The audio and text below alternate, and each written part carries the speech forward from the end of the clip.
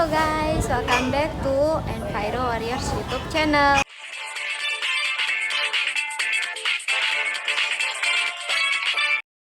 Jadi sekarang kita ada di Bank Sampah Kria Perempuan Singosari. Ikuti keseruan kita hari ini.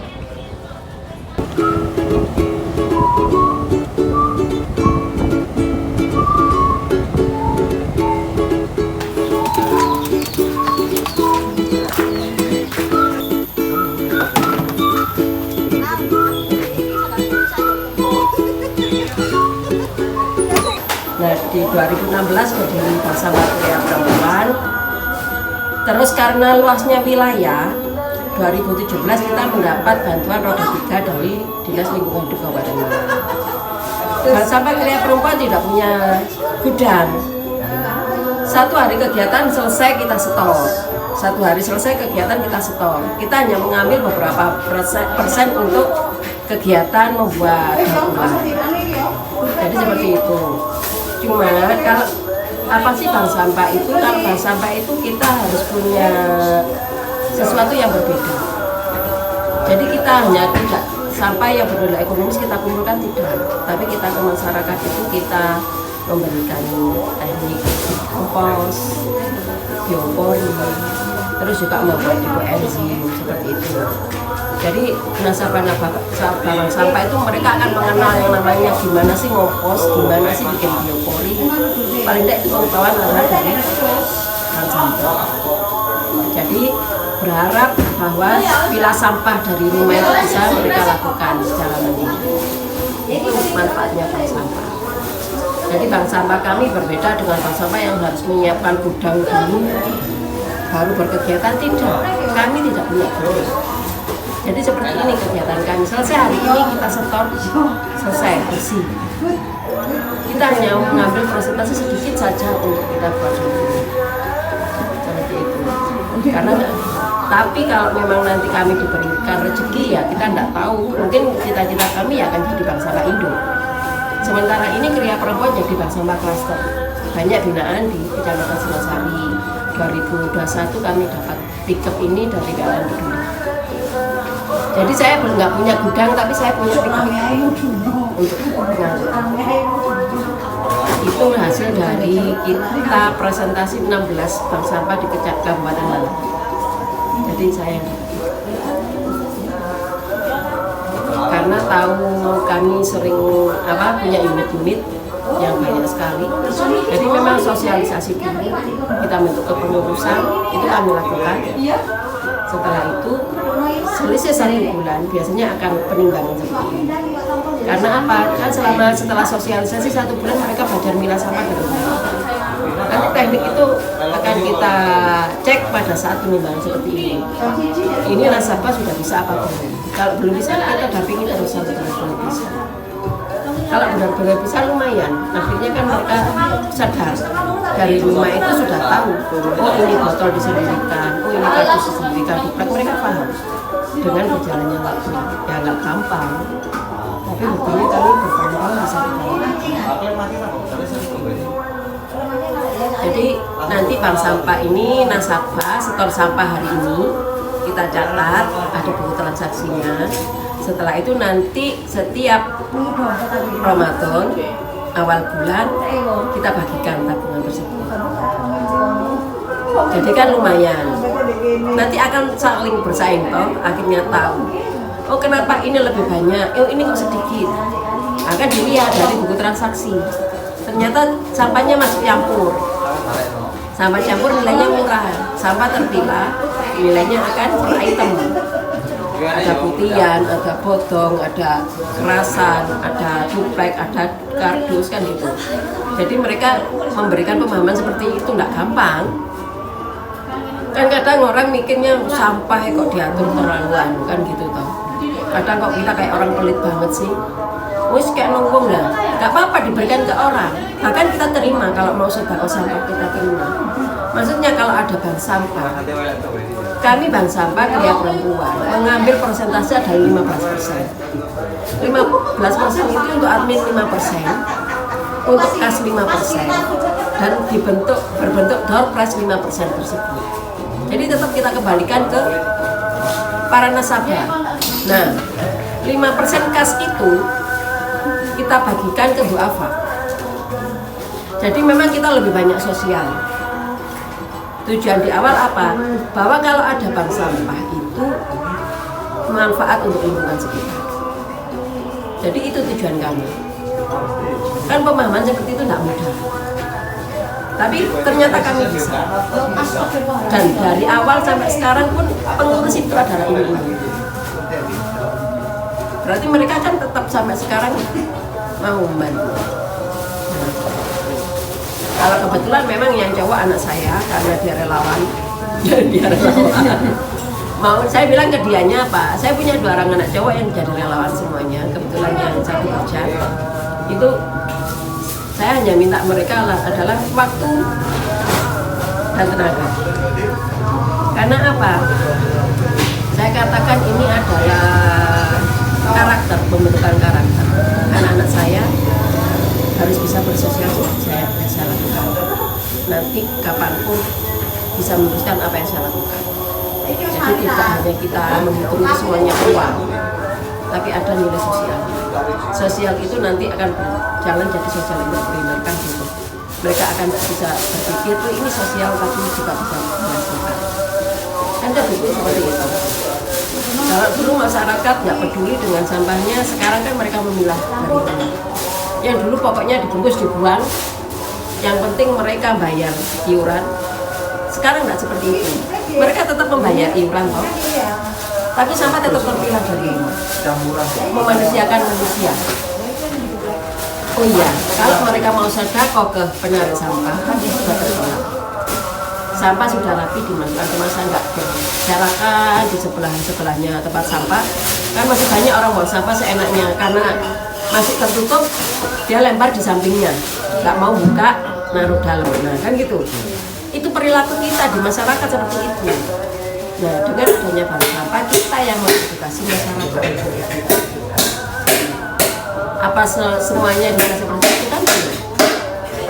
Nah, itulah merubah perilaku masyarakatnya itu pelan-pelan. Kalau sekarang itu kami juga kan ada di P5-nya sekolah-sekolah. Kita mendampingi anak-anak.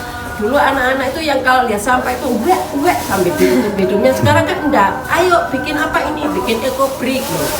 Apa yang dimasukkan di ekobrik adalah sampah ini. Nah, mereka jadi paham. Bahkan sekarang kalau ada sampah, aku dapat banyak, ayo bareng-bareng. Nah, itu loh. Akhirnya apa? Selain mereka peduli dengan lingkungan, peduli dengan sesama. Ini teman kamu nggak punya botol, siapa yang punya botol lebih?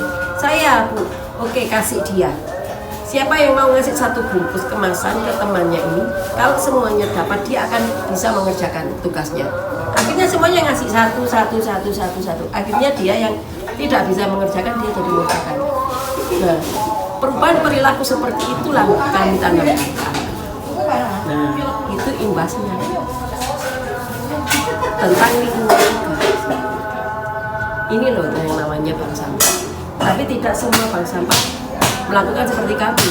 Ada yang hanya sekedar seperti ini tapi tiap bulan, tapi paling tidak nasabahnya belajar milah sampah dari rumah. Kalau mereka mau memberi nilai lebih, mereka yang mencari lagi ilmu di luar seperti kami ini. Kebetulan saya sendiri selaku Forum Kader Lingkungan Kabupaten Malang dijadikan sekjen di Kabupaten Malang. Jadi kita memang tidak hanya sekedar buang sampah, tapi kita memang penggiat lingkungan. Jadi apa yang bisa kita lakukan tentang lingkungan ini kita lakukan. Pendampingan P5, program kurikulum merdeka kita lakukan.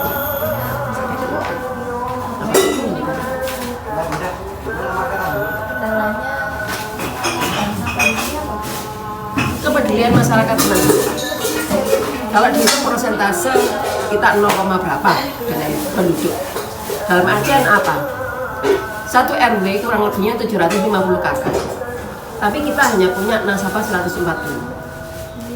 Terus kita mengelola ini 1 hari mungkin kita hanya bisa 25 sampai 30 orang. Menangani seperti itu, lebih dari itu kita bisa mampus. Iya, nggak mampu kita. Sudah dari pagi sampai sekarang belum selesai.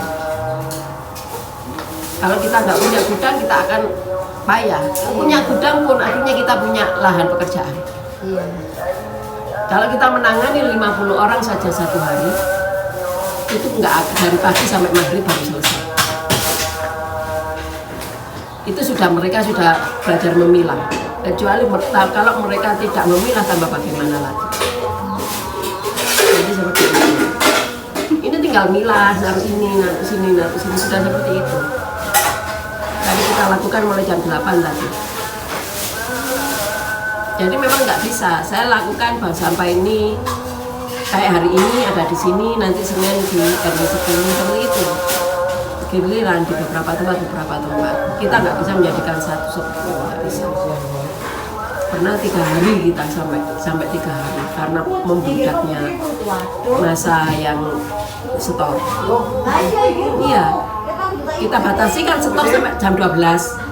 Karena di atas jam 12 kan kita merapikan ini. Ternyata terus sampai asar itu baru 50 orang.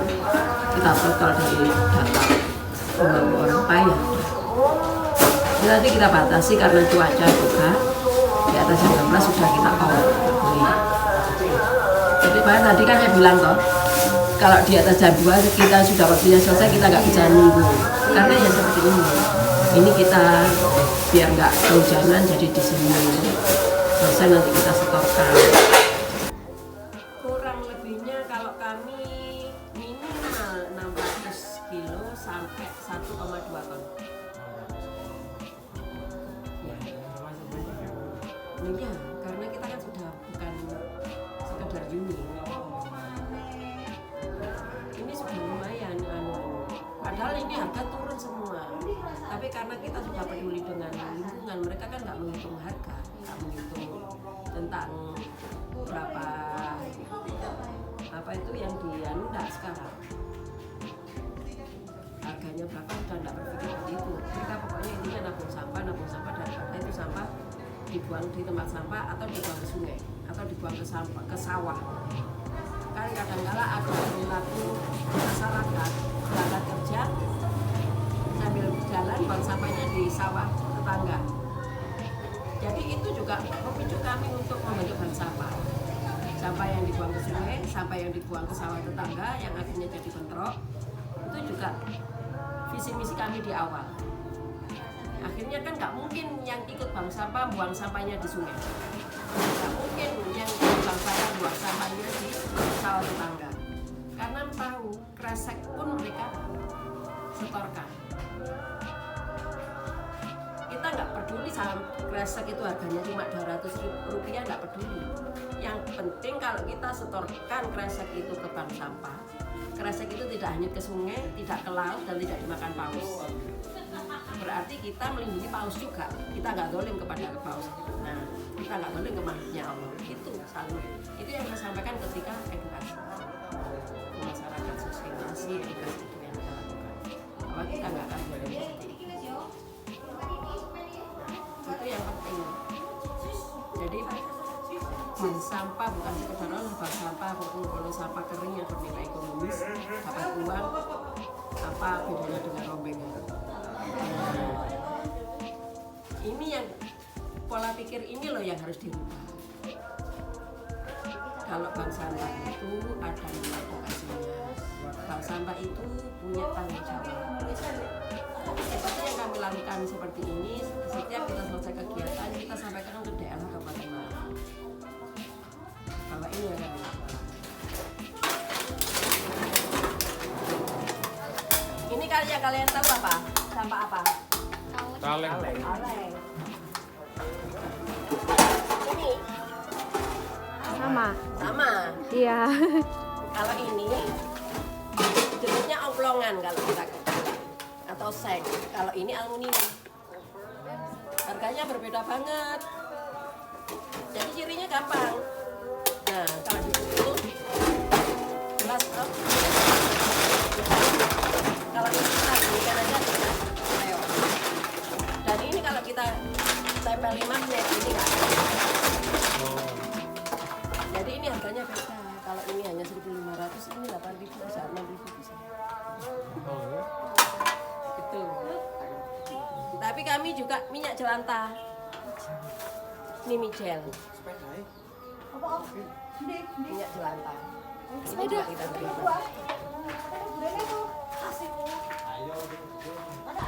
Oke guys, jadi itu tadi hasil wawancara kita dengan pengelola Bank Sampah Kria Perempuan. Stay tune di video kita selanjutnya. Bye bye.